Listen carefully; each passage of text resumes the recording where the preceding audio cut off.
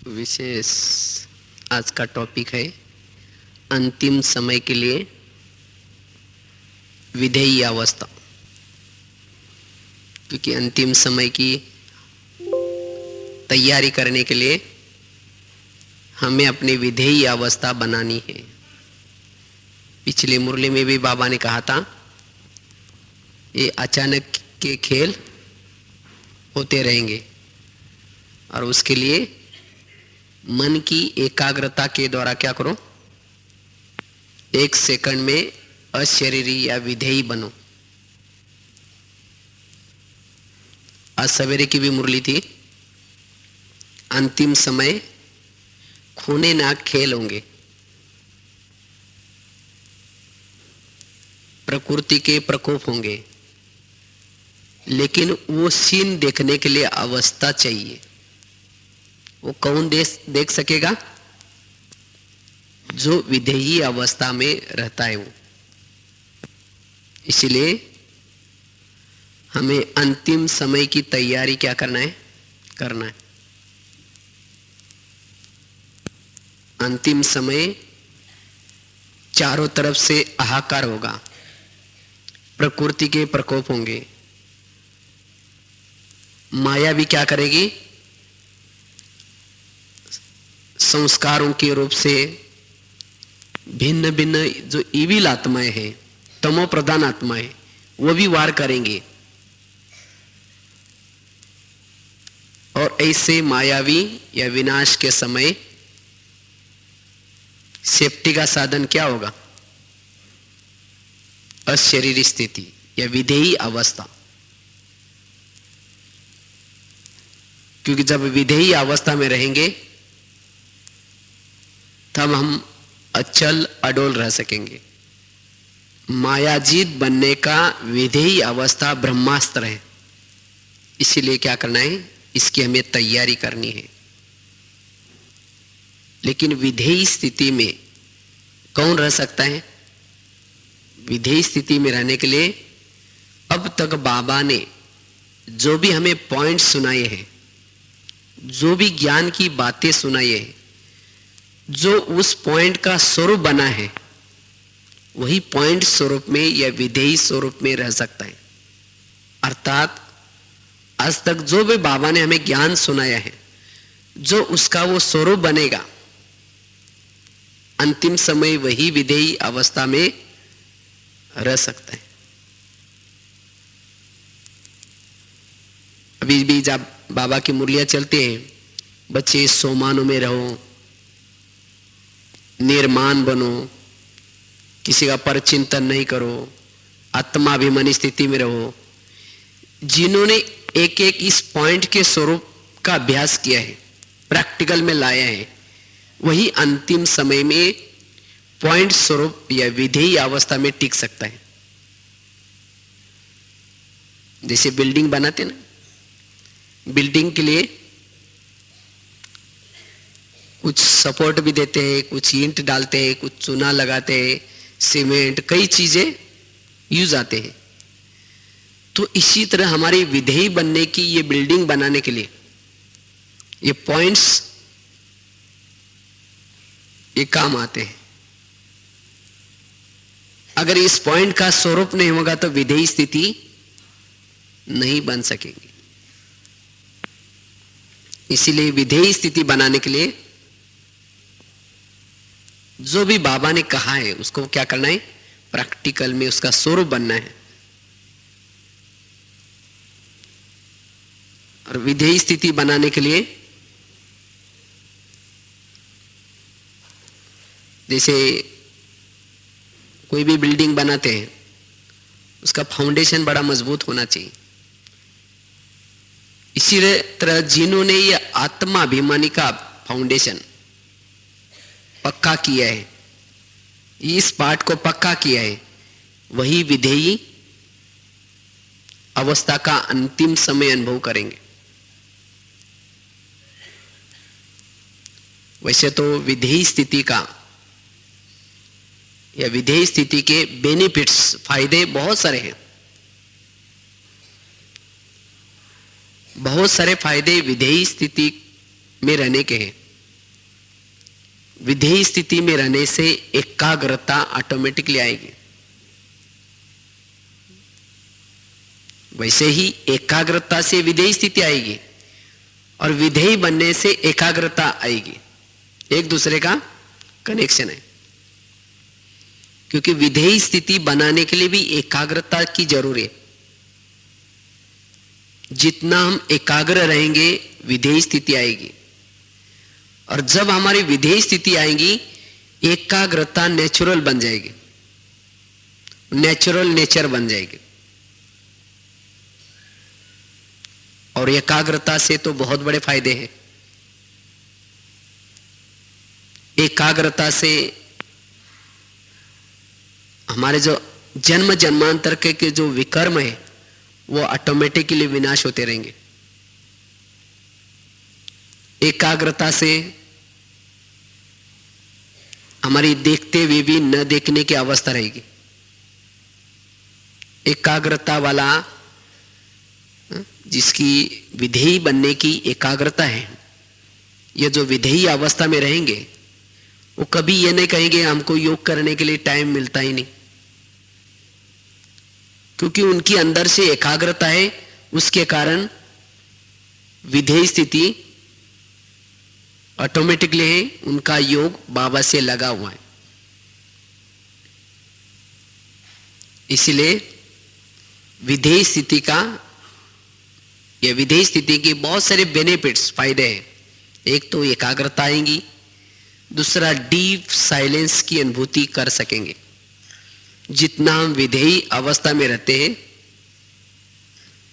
Deep silence की या शांति की अनुभूति कर सकेंगे। इस भागदौड़ की संसार में रहते हुए भी, इस आवाज के दुनिया में रहते हुए भी जो विधेयी अवस्था में रहते हैं वो सारा दिन जैसे उनकी आवाज से परे की स्थिति है। और जो विधेयी अवस्था में रहते हैं उन्हें अतीन्द्रिय सुख मिल जाता है, और उनको अतीन्द्रिय सुख मिलने से उनकी तृप्त स्थिति बन जाएंगे। उनको कुछ भी पाने की, कुछ देखने की कोई तमन्ना नहीं होगी। वो सभी बातों से तृप्त होंगे।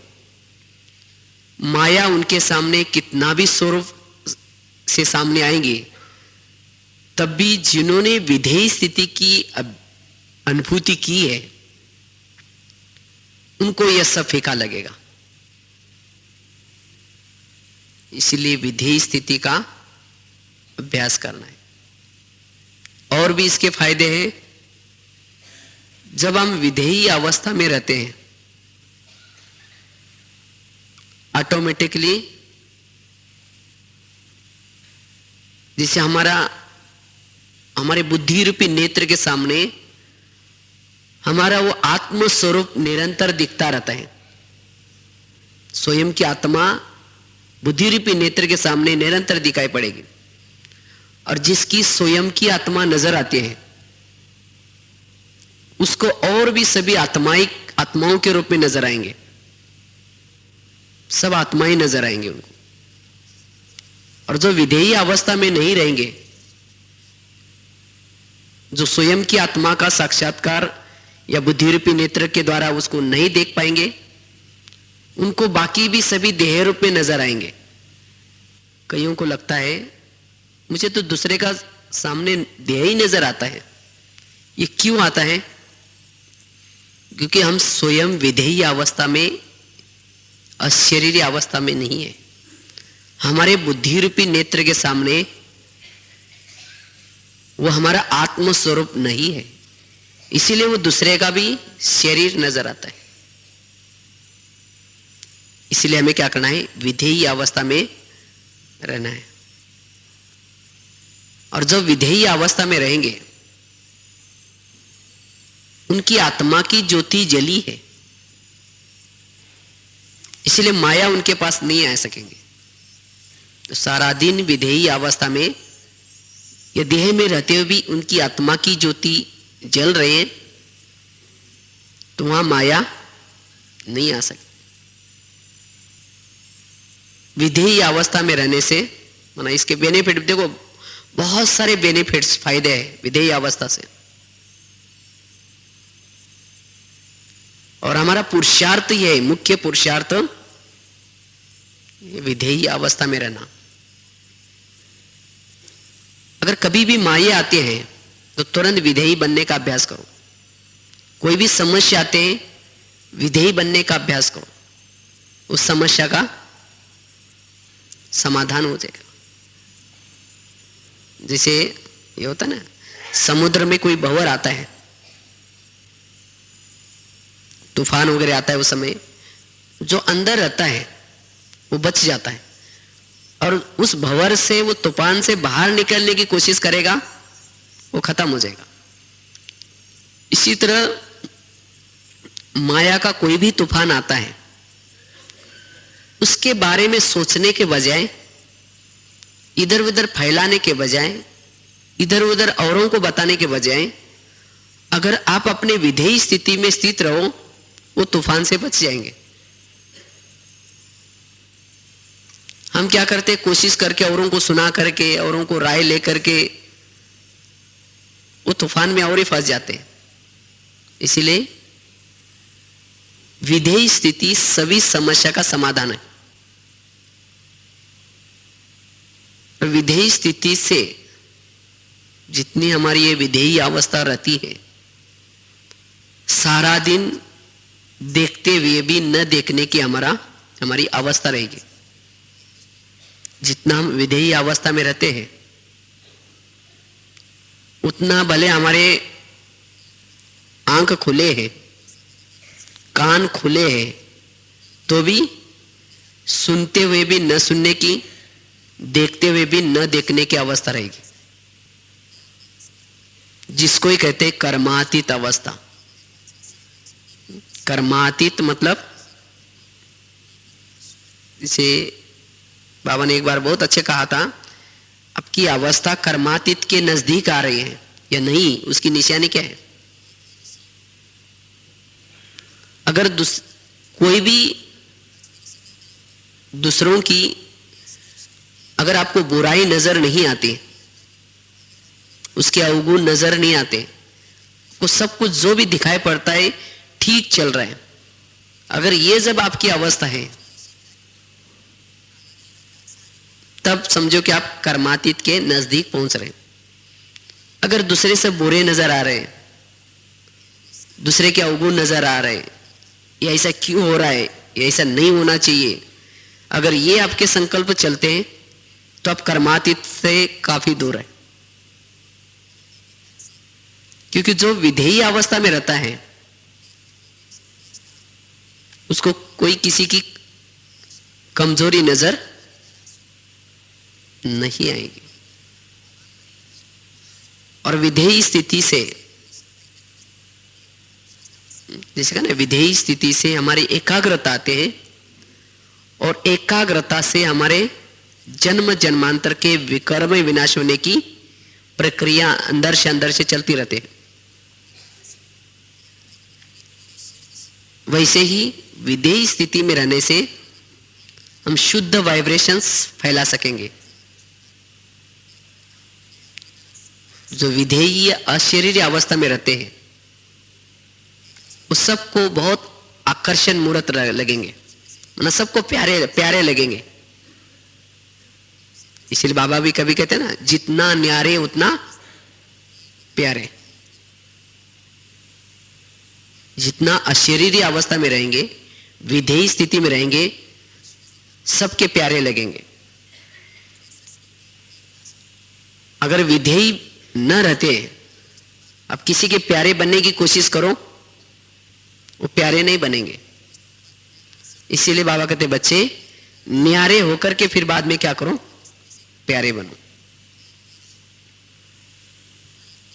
लेकिन विधेयी स्थिति के लिए सारा दिन कर्म करते हुए भी, चलते फिरते हुए भी क्या करना है, स्वयं को अवतरित समझ करके चलना है।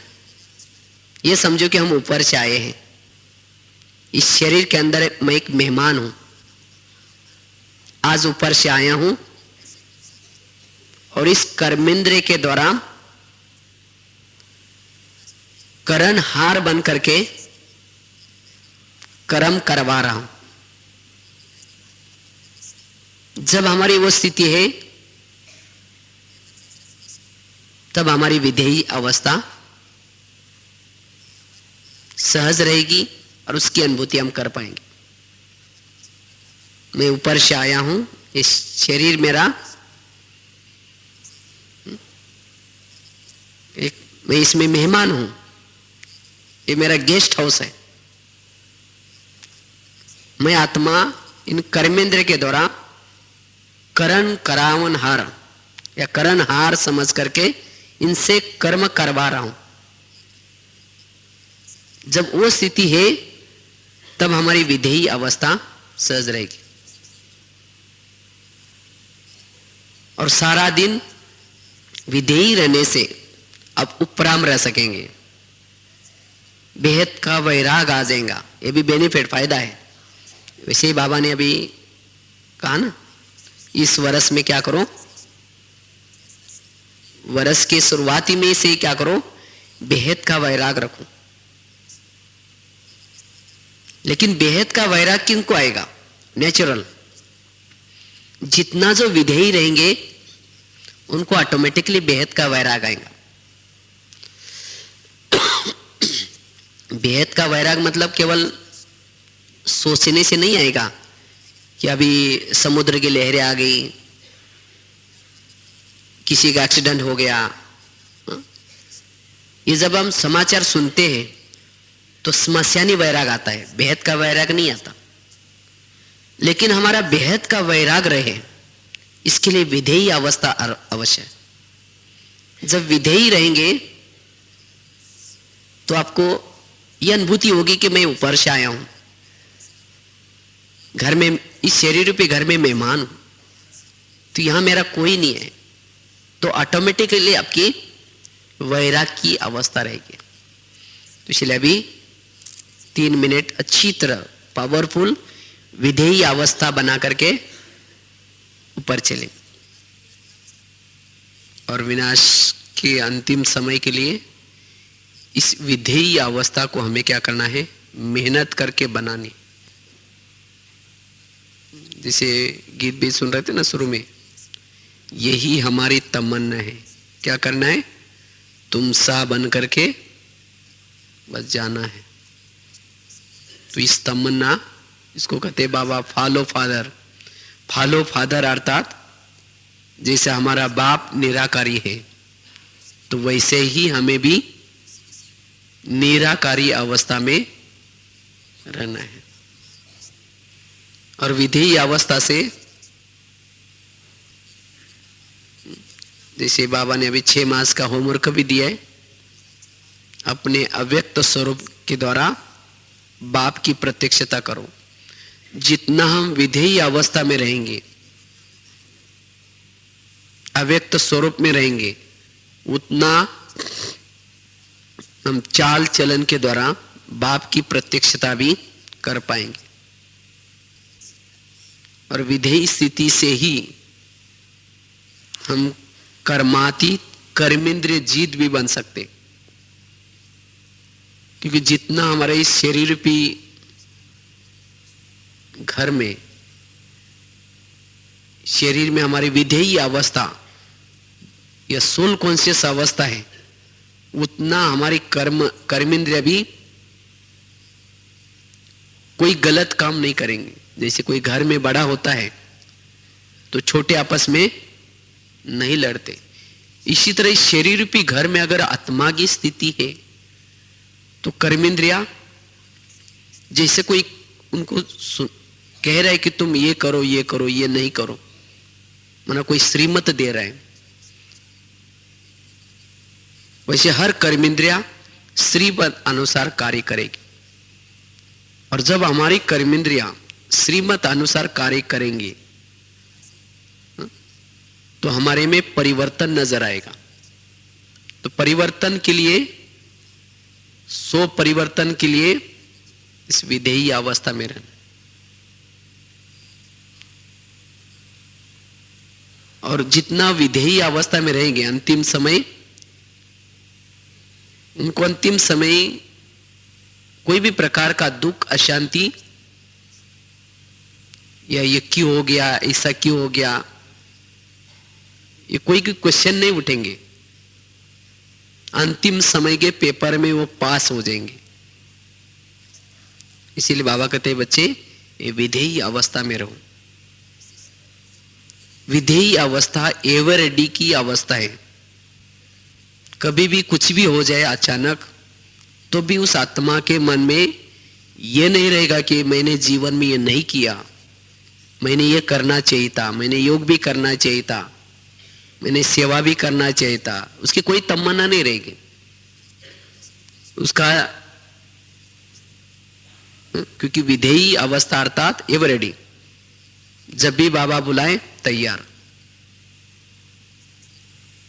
विधेयी अवस्था से सहन शक्ति आएगी, समाने की शक्ति आएगी, समेटने की शक्ति आएगी, अंतर्मुखता की शक्ति आएगी। अंतर्मुखी भी बन सकेगा वो, क्योंकि जो विधेयी अवस्था में रहता है, जिसे कहा ना, उसको अपने बुद्धि रूपी नेत्र के सामने स्वयं की आत्मा नजर आते, और जब स्वयं को देखता है उसको और कोई नजर नहीं आता, औरों के अवगुण नजर नहीं आते, जिसको कहते हैं अंतर्मुखी। और जो अंतर्मुखी है वो सदा सुखी है। बस उसको स्वयं के भाग्य के गीत गाता रहेगा, वाह मेरा भाग्य, मेरी आत्मा की ज्योति जग गई, वाह बाबा, शुक्रिया बाबा, यही वो गीत गाता रहेगा। इसलिए जो विधेयी है उनकी अंतर्मुख की स्थिति भी रहेगी, वो उपराम रहेंगे, न्यारे प्यारे रहेंगे, जैसे कहा ना आकर्षण मूर्त भी रहेंगे, सबके प्रिय बनेंगे। बहुत उसके फायदे हैं। इसीलिए बाबा कहते बच्चे क्या करो, ये विधेयी अवस्था में रहो। जैसे बीज में सारा झाड़ समाया है, इसी तरह जो विधेयी अवस्था में है उनके अंदर सभी शक्तियां, सभी गुण ऑटोमेटिकली आते रहेंगे। इसीलिए बाबा कहते बच्चे पहला लेसन सो अंत का लेसन। तो विधेयी अवस्था हमारी कब बनेगी? विधेयी अवस्था बनाने के लिए हम क्या करें? विधेयी अवस्था बनाने के लिए सारा समय कर्म करते हुए भी निमित्त और निर्माण बनकर के करें। जितना हमारे में निमित्तता है, निर्माणता है, उतना वो विधेयी अवस्था में रहेगा। अगर सारा दिन कोई अभिमान है, मैंने ये किया, मैंने इतना सेवा की, मैंने ये किया, अगर ये मैंपन है तो शाम को जब विधेयी बनेगा नहीं बन पाएगा, वो चिपक जाएगा। उसके वही संस्कार आएंगे, वही याद आएगा मैंने ये किया। उसकी बुद्धि उपराम होने के बजाय जो कुछ किया उसके संकल्प चलेंगे। इसलिए अभी भी बाबा ने कुछ दिन पहले 18 जनवरी की मुरली में कहा, क्या करो? निमित्त और निर्माण बनो। जो निमित्त और निर्माण रहते हैं वही विधेयी बनेंगे। जो अपने बुद्धि को, मन को कंट्रोलिंग पावर के द्वारा कंट्रोल करते हैं वही विधेयी अवस्था में रहते। नहीं तो मन कहीं भी भाग रहा है, बुद्धि कुछ भी दृश्य देखती जा रही, जिसका बुद्धि के ऊपर जिसका कंट्रोल नहीं है, मन के ऊपर कंट्रोल नहीं है, वो विधेयी अवस्था नहीं बना पाएगा। इसलिए विधेयी अवस्था बनाने के लिए क्या करना है? बुद्धि को भी कंट्रोल में रखना है, स्थिर रखने की कोशिश करनी है। जैसे अगर मुख को आप कहेंगे भाई चुप रह जाओ, तो मुख से चुप रह सकेंगे। ऐसे ही बुद्धि को भी क्या करना है? उस परमधाम को देखने में आधा घंटा तक लगाना है, या 10 मिनट 15 मिनट, वो परमधाम को ही देखे और कहीं देखे नहीं। जितना बुद्धि को स्थिर करेंगे, जितना मन को कम संकल्प चलाएंगे मन के अंदर, उतना विधेय स्थिति बनती रहेंगी। क्योंकि ये आत्मा की शक्तियों को नष्ट करने वाली दो चीजें हैं, ये मन और बुद्धि। जितना मन ज्यादा सोचता है उतना आत्मा की शक्ति कम होती है। जितना बुद्धि ज्यादा देखती है, बुद्धि ज्यादा देखती है, अर्थात कभी बुद्धि कहीं चली गई, कभी बुद्धि कहीं चली गई। जितना ये बुद्धि का नेत्र ज्यादा समय इधर उधर भागता है, उतनी भी आत्मा की शक्ति कम होती। इसीलिए बुद्धि को भी स्थिर करना है और मन को भी स्थिर करना है, तब हमारी विधेयी अवस्था बनती रहेगी। एक तो कर्मों में निमित्त भाव, नम्रता का भाव, सारा दिन की कोई भी बातों में, कोई भी घटना में पॉजिटिव थिंकिंग। जितना पॉजिटिव सोचेंगे संकल्प कम चलेंगे, जितना नेगेटिव सोचेंगे संकल्प ज्यादा चलाएंगे, विधेयी अवस्था नहीं बनेगी। इसीलिए बाबा ने 31 तारीख के मुरली में कहा कि इस वर्ष में हाय और भाई को विदाई दो। कुछ भी होता है, हाय ये क्यों हुआ, हाय ऐसा क्यों हो गया, इसके बजाय क्या करो, वाह ड्रामा वाह बाबा। क्योंकि जब हाय और भाई को विदाई देंगे, संकल्प कम चलेंगे, उतनी आपकी विधेयी अवस्था बनी रहेगी। ज्यादा संकल्प चलाने से, कमजोर आत्मा बनने से वो उड़ नहीं पाएंगे। इसीलिए पॉजिटिव थिंकिंग, कोई भी घटना हो जाए, कुछ भी बातें सामने आए, कोई बात नहीं, इसमें कल्याण है। समझो कोई माता को अपना पति तंग करता है, तो पॉजिटिव सोचो। कैसे पॉजिटिव सोचो? हो सकता है मैं भी इसका पति बन करके कभी तंग किया होगा, इसीलिए मुझे वो तंग कर रहा है, मेरा पूर्व जन्म का हिसाब किताब चुकता हो रहा है। अगर नहीं तंग करता तो फिर मुझे धर्मराजपुरी में सजा मिलती, तो अच्छा है। और जितना तंग करेगा उतना योग बाबा से लग जाएगा। अगर वो नहीं तंग करेगा तो वो पति से योग लगेगा, मेरा पति तो बहुत अच्छा है, हमें तो कभी तंग ही नहीं किया उन्होंने। तो उपराम होने के बजाय क्या हो जाएगा? तो इसीलिए हर विघ्नों में, हर बातों में पॉजिटिव सोचे। जितना पॉजिटिव थिंकिंग करेंगे उतना हाई और वाई खत्म हो जाएगा, विधेयी अवस्था बनेगी। तो इसीलिए विधेयी अवस्था बनाने के लिए एक तो बताया पॉजिटिव थिंकिंग, दूसरा बताया मन और बुद्धि की कंट्रोलिंग पावर, तीसरा सदा ही उपराम, पावरफुल अर्थात विधि पूर्वक। जैसे कोई बैटरी को चार्ज करते हैं, उसको प्लग के पास लेके जाते हैं, प्लग के अंदर क्या करते हैं?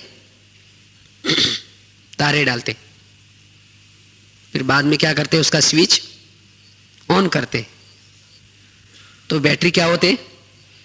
चार्ज हो जाते, फिर सारा दिन उसको यूज कर सकते हैं। अगर प्लग के पास लेके गए, रख दिया, लेकिन उसके तारे डाली नहीं, तो प्लग के अंदर तारे डाली नहीं और 4 घंटे के बाद लेके जाओ, चार्ज हो जाएगी? नहीं। या समझो तारे तो डाल दी, लेकिन एक तार डाल दी और एक नहीं डाली, तो भी चार्ज नहीं होगी। या समझो दोनों भी तारे डाली, लेकिन स्विच को ऑन नहीं किया, तो भी चार्ज नहीं। अच्छा, स्विच भी ऑन कर दिया लेकिन आधा घंटा तक निकालते रहे डालते रहे तो क्या हो जाएगा? नहीं चार्ज होगी। इसी तरह हमें भी क्या करना है, मेरी आत्मा की बैटरी को चार्ज करने के लिए अमृत वाला उठ करके क्या करना है, वो परमधाम में शिव बाबा है, प्लग है, लाइट हाउस, माइट हाउस, उससे सर्वशक्तिवान से शक्ति लेने के लिए हमारे मन और बुद्धि दो तारे हैं, उन तारों को वहां परमधाम में बाबा में लगाना है। तो उस सर्वशक्तिवान से करंट आता जाएगा और बैटरी चार्ज। अगर योग में तो बैठ गए लेकिन मन बुद्धि ऊपर गई नहीं, चार्ज नहीं होंगे। समझो बुद्धि लगाया मन नहीं लगाया तो भी तो चेक करना है दोनों भी तारे प्लग के अंदर है,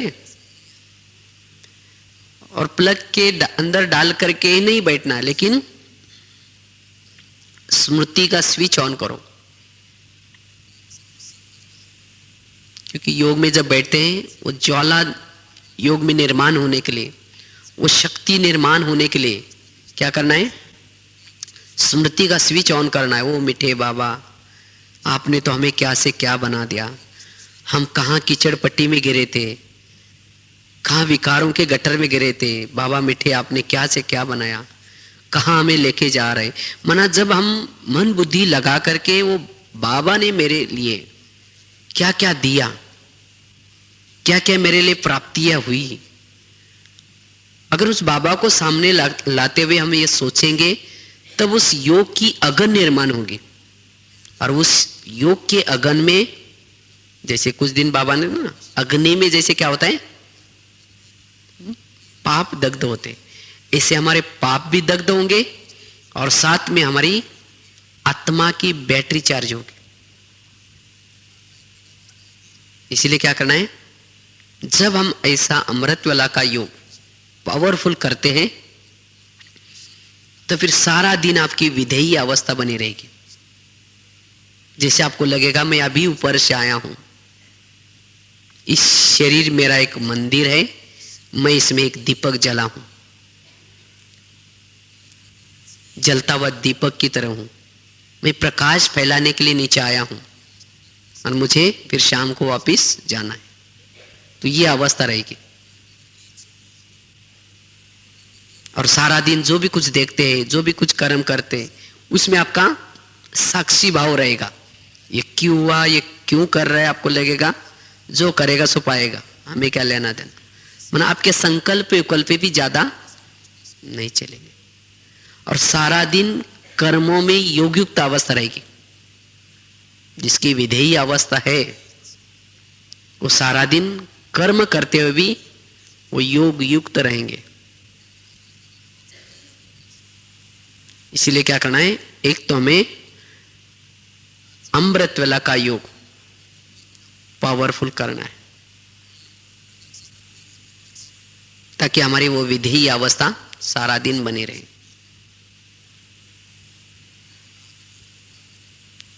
और विधेयी अवस्था बनाने के लिए जैसे एक तो बताया पॉजिटिव थिंकिंग, कुछ भी हो जाए उसके बारे में नेगेटिव ना सोचना है, अमृत वाला का योग पावरफुल करना है और सारा दिन अटेंशन रखना है। क्या टेंशन रखना है, वैसे तो आप कभी आईने में देखते हैं, सवेरे शाम देखते होंगे नहाने के बाद। जब आप आईने में देखते हैं तो आईने में क्या देखते हैं, आईने के कांच को देखते हैं। जब आईने को जब देख रहे कांच को देखते हैं या अपनी खुद की प्रतिमा को देखते हैं, कल ध्यान से देखना। किसको देखते हैं, प्रतिमा को देखते हैं। इसी तरह सारा दिन भी हमें क्या करना है,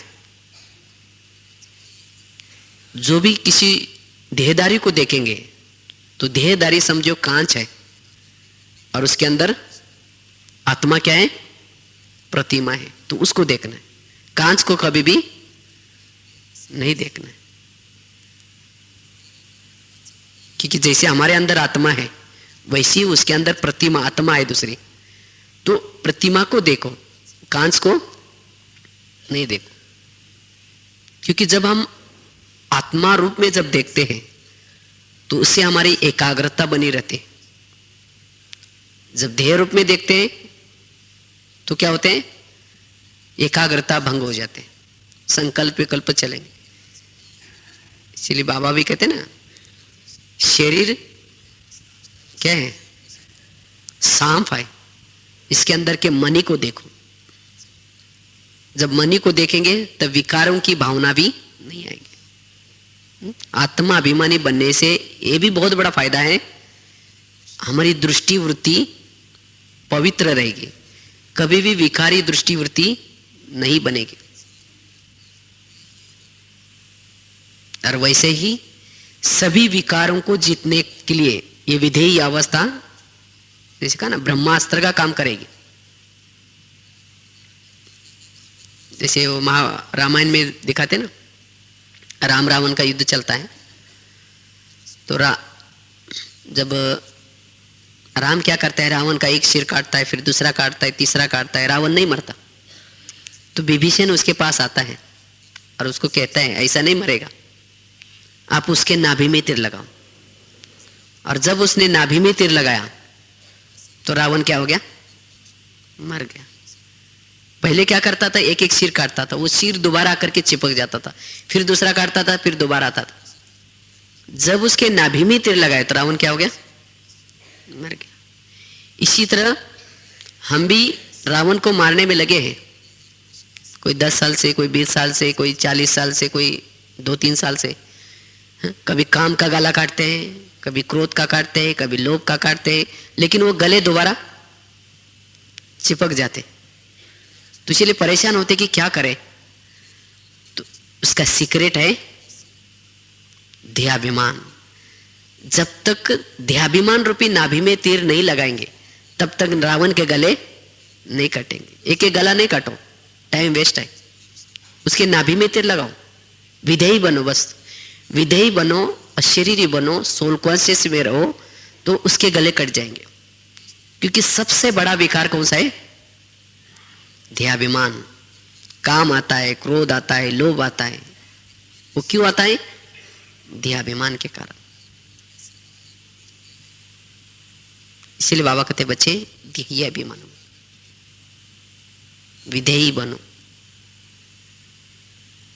जैसे दिखाते ना वो दुर्योधन, उसके माताजी गांधारी, उसने क्या बोला था, जब आप आओ तो पट्टी खोलने वाली थी क्योंकि उसके पास बहुत शक्ति थी। तो कहा कि लेकिन तुम कैसे आना, वस्त्र निकाल करके आना। लेकिन उसको शर्म आई, ध्याभिमान आया, उसने वस्त्र नहीं निकाला, तो जहां उसके वस्त्र थे वही कमजोरी रह गई और लास्ट में उसमें उसको मारा गया। तो वास्तव में ये हमारा अपना यादगार है। तो बाबा भी कहते बच्चे मेरे सामने बैठो, विधेयी होकर के बैठो। ये वस्त्र स्थूल वस्त्र की बात नहीं है, माना ये शरीर रूपी वस्त्र निकाल करके बैठो, विधेयी होकर के बैठो। तो मेरे अंदर जो पावर है वो पावर मैं सब आपको दे दूंगा, ताकि फिर माया आपको नहीं मार सकेंगे। लेकिन हम ध्याभिमान में बैठ जाते, इसीलिए फिर कमजोरी रह जाते। और माया क्या करेगी, फिर जो कमजोरी रह गई उसमें हमें हरा देगी। इसलिए हमें विधेयी होकर के रहना है। अभी आएंगे बाबा 3 तारीख को,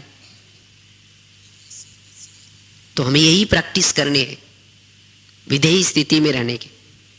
जो विधेयी होकर के बाबा के सामने बैठो तो बाबा सर्वशक्तिवान चुंबक आपको अपने तरफ खींचेगा, बहुत शक्ति देगा। अगर ध्याभिमान में बैठेंगे तो बाबा की शक्ति की अनुभूति नहीं कर पाएंगे। कहते ना, ध्येय अभिमान रूपी सांडे, बीम का आवाज क्या जाने। अगर ध्याभिमान में बैठेंगे तो बाबा की मुरली की जो साज है, उसका जो सुख है वो नहीं मिलेगा। जितना हम आत्मस्वरूप में बैठते हैं बहुत बड़ा सुख मिलता है। मुरली से भी सुख मिलेगा, चलते फिरते भी सुख मिलेगा, कर्म करने में भी सुख मिलेगा। तो इसलिए हमें इस पहले लेसन को चलते फिरते क्या करना है, पक्का करना है। सेवा करते चलते समय जिसको कहते हैं अंतर्मुखी बनो, इसके लिए थोड़ा सा ये मुख रूपी बाजा को क्या करना पड़ेगा, बंद रखना पड़ेगा। अर्थात व्यर्थ बातों में जाएंगे तो फिर अंतर्मुखता आपकी नहीं रहेगी, और जब अंतर्मुखता नहीं है तब उस सोल कॉन्शियस का अभ्यास नहीं कर पाएंगे, वो विधेयी अवस्था का अभ्यास नहीं कर पाएंगे। इसलिए हमें क्या करना है, अंतर्मुखी होकर के ये अंदर से पक्का करना है, ताकि कर्म क्षेत्र पर आप लोगों को ये बहुत काम आएगा। इससे सहज योगी बन सकेंगे। विधेयी अवस्था, जितना विधेयी अवस्था में रहते हैं बाबा सदा आपके साथ में है, ये आप अनुभव कर पाएंगे। इसलिए बाबा का ना, जब खुद को भूल जाते हैं तो खुदा क्या होता है, भूल जाते हैं। जब खुद की आप स्मृति में है तो बाबा भी सदा आपके साथ में, और जब बाबा साथ में है तो बाबा की सकाश आपको मिलती रहेगी, बाबा की शक्ति सदा मिलती रहेगी। तो बाबा को साथ में रखने के लिए सदा ही क्या करना है, अपने विधेयी स्वरूप में रहना है, विधेयी स्थिति में रहना है। और विधेयी स्थिति में रहेंगे और बाबा के सामने जब बैठेंगे, जैसे कहा ना चुंबक कोई जैसे सुई को खींचता है, वैसे जब अब योग में जब भी बैठेंगे या बाबा के सामने बैठेंगे बहुत अच्छी शक्ति प्राप्त कर सके। नहीं तो कोई सुई को अगर कपड़े में लपेट करके चुंबक के सामने डालो तो चुंबक खींचेगा, इसका मतलब चुंबक ठीक नहीं, ऐसा है। चुंबक तो अच्छा है लेकिन सुई को आपने क्या किया है, कपड़े में लपेट कर रखा है। इसी तरह अगर देहाभिमान में बैठेंगे, ये देह रूपी कपड़ा है, उस कपड़े को रख करके अगर बैठेंगे तो क्या हो जाएगा, वो सर्वशक्तिवान रूपी चुंबक नहीं खींचेगा। इसलिए हमें इस विधेयी अवस्था का क्या करना है, अभ्यास करना है। जितना ही हल्के बनेंगे, विधेयी होंगे, उतना क्या हो सकेंगे, उड़ सकेंगे। ऊपर उड़ने के लिए बाबा कहते हैं ड्रिल करो, एक्सरसाइज करो। कौन सी एक्सरसाइज, बीच बीच में हमें अभ्यास करना है। जैसे यहाँ अब एक एक घंटे में रिकॉर्ड बजता है, हर घंटे में 9 बजे 10 बजे 11 बजे 12 बजे एक एक घंटे में रिकॉर्ड बजता। तो हमें बीच बीच में क्या करना है, थोड़ी सी है एक्सरसाइज करनी है। 1 मिनट का होता है, ज्यादा समय का नहीं होता। 1 मिनट रुक करके क्या करो, विधेयी स्थिति का अभ्यास करो। जैसे दुनिया में भी क्या करते हैं, जिसके अंदर मोटापा होता है उसको डॉक्टर क्या बोलते हैं, हल्के बनने के लिए एक्सरसाइज करो और भोजन की क्या करो, परहेज करो। तो इसी तरह हमें भी हल्के बनने के लिए, जो आत्मा में मोटापा, अर्थात कौन सा मोटापा, अनेक पाप कर्म का, विकर्म का ये मोटापा आया है, तो हमें हल्के बनने के लिए क्या करना है, कौन सी एक्सरसाइज करना है, ये 1 सेकंड में परमधाम में जाने की, वहां थोड़ा रुक करके आने की, ये एक्सरसाइज बीच बीच में करनी। और भोजन कौन सा, शुद्ध भोजन, संकल्प का भोजन। जितना शुद्ध संकल्प करेंगे उतना आपका आत्मा का मोटापा क्या हो जाएगा, कम हो जाएगा।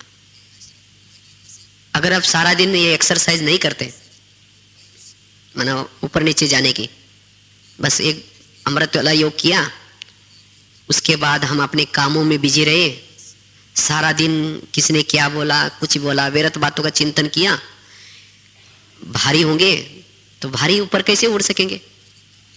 इसीलिए सारा दिन क्या करना है, शुद्ध संकल्प का भोजन खाना है, व्यर्थ संकल्प का भोजन का परहेज करना है, और साथ में एक्सरसाइज करना है, ताकि जब शाम को आप योग का अभ्यास करेंगे वो विधेयी अवस्था बनी रहेगी। और विधेयी अवस्था बनाने के लिए जब भी आप रात को सोते हैं एक अभ्यास करके सोना है। जैसे बाबा ने पहले लेसन में सुना ना, शरीर हमारे क्या है, गाड़ी है, और आत्मा उसका क्या है, ड्राइवर है। जैसे स्थूल में गाड़ी का ड्राइवर अपने सारा दिन गाड़ी को घुमा करके रात को उसको गैरेज में लगाते हैं, और गैरेज में लगा करके सोता गाड़ी में नहीं, सोने के लिए कहाँ जाता है, अपने घर में जाता है। इसी तरह शरीर रूपी गाड़ी को क्या करना है, सारा दिन घुमा फिरा करके कर्म करवा करके रात को क्या करना है, बेड रूपी गैरेज में रखना है, और सोने के लिए कहाँ जाना है, अपने परम धाम रूपी घर में। और जब वहां जाएंगे तो बाबा का समाचार सुना करके जब तकिया पर सिर रखते हैं, समझो कि ब्रह्मा बाबा के गोदी में सिर रख रहे हैं। फिर सवेरे उठेंगे, गुड मॉर्निंग करके नीचे आओ, तो सारा दिन आप अनुभव करेंगे कि मैं ऊपर से आया हूं, ये मेरी गाड़ी है, दो मेरे कांच है, इसमें बैठ करके मैं इस गाड़ी को चला रहा हूं, मैं विदेही हूं, मैं इस घर में मेहमान हूं, ये शरीर मेरा ऑफिस है।